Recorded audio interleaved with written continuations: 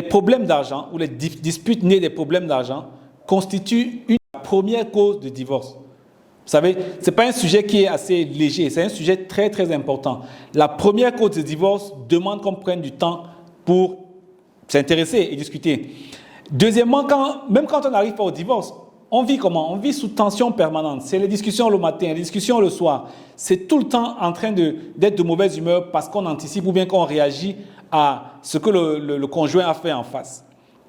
Et troisièmement, si vous êtes une famille avec des enfants, ça ne manquera pas. Le père et la mère tout le temps en train de se disputer, peut-être parce que c'est parti des problèmes d'argent, ça va impacter les enfants. Les enfants grandissent en sachant qu'il est naturel de se disputer. Et demain, ils vont aller reproduire eux aussi cela dans leur couple. Donc, il y a l'impact sur les enfants, mais il y a l'impact aussi sur la famille proche parce qu'on n'est pas isolé. Quand vous êtes monsieur et madame, vous n'êtes pas isolé.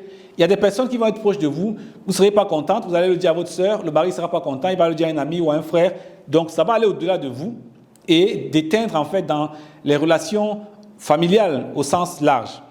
Donc, et malheureusement, pour beaucoup de personnes, tout le monde n'a pas le même niveau de santé. Certaines personnes sont assez fragiles quand elles parlent avec énergie d'un problème qui les a énervés, même si c'est parti d'un problème d'argent.